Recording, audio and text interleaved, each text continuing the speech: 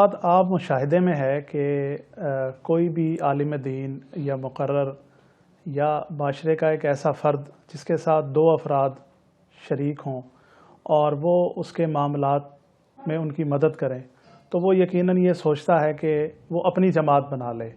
یا جس جماعت کے ساتھ وہ منسلک ہے اس سے ناراض ہو کر ایک الگ دھڑا بنا لے۔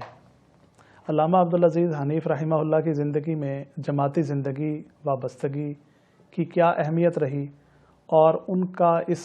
بارے میں کیا رویہ رہا؟ شہباز بھائی، آپ نے بڑا ہی اہم سوال کیا ہے۔ والد محترم کی زندگی کے خاص پہلوؤں میں سے ایک پہلو یہ تھا کہ وہ علی وجہ البصیرہ مرکزی جمعیت اہل حدیث پاکستان کا حصہ رہے اور ابتدا سے لے کر انتہا تک، آخری سانس تک وہ اسی جماعت کے ساتھ منسلک رہے۔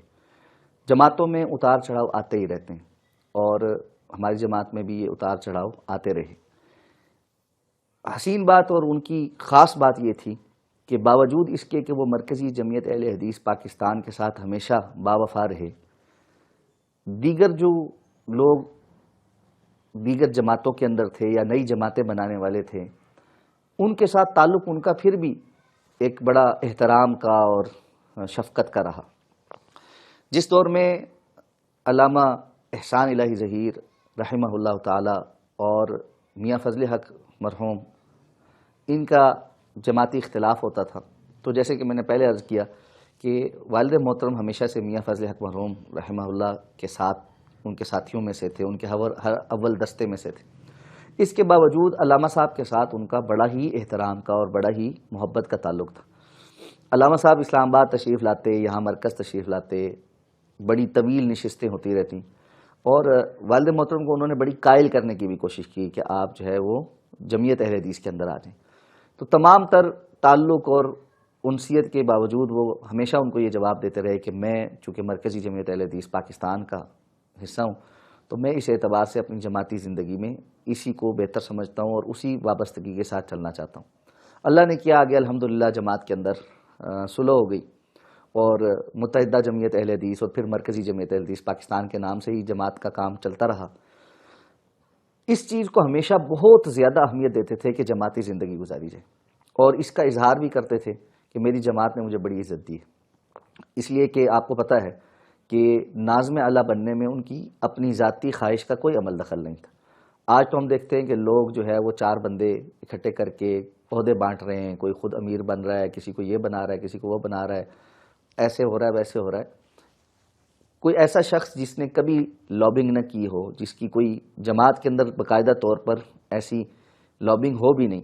اور عام طور پر کوئی عوامی خطیب بھی نہ ہو، یعنی اسلام آباد کی سطح تک تو وہ بڑی معروف خطیب کے طور پر اور معروف تھے اور پھر جب ناظم اعلیٰ بنے تو پورا پاکستان میں جانے پہچانے گئے، لیکن اس سے قبل یعنی جماعتی سطح پر کوئی ایسا نہیں تھا کہ ہر جلسے کے اندر ان کو دعوت دی جاتی تھی اور وہ کوئی عوامی خطیب تھے۔ اس سارے بیک گراؤنڈ کے باوجود ان کا جماعت کا ناظم اعلیٰ بن جانا